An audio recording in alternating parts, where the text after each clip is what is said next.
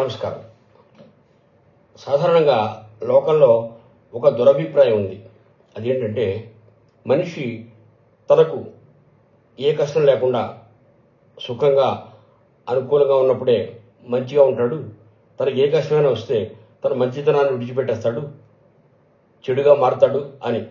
కానీ ఈ అభిప్రాయం సరైనది కాదని కవి మనకు ఒక ఉదాహరణతో చెప్తున్నాడు. ముందుగా ఆ కవి చెప్పినటువంటి శ్లోకం చూద్దాం. ఆపన్నోపి సుజన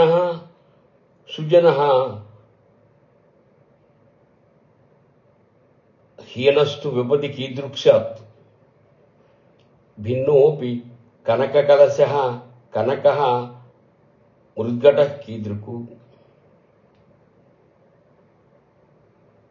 దీని అర్థాన్ని మనం పరిశీలిద్దాం. సుజన అంటే మంచివాడు, ఆపన్న అపి ఆపదలు వచ్చినప్పటికీ సుజన సుజనుడుగానే ఉంటాడు. విపది కష్టములు యందు హీనస్తు హీనుడెందుకు అవుతాడు.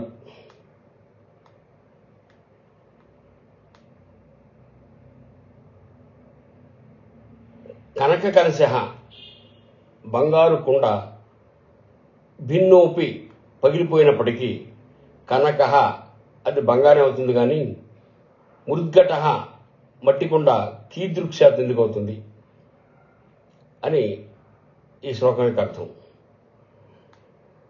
సుజన అంటే సుజనుడు, ఆపన్నోపి ఆపదలు పొందినవాడైనప్పటికీ సుజన సుజనుడుగానే ఉంటాడు. హీనస్తు హీనుడు కీదృక్షాత్ ఎందుకు అవుతాడు. కనక కలశః బంగారు కొండ భిన్నోపి పగిలిపోయినప్పటికీ కనక అది బంగారమే కానీ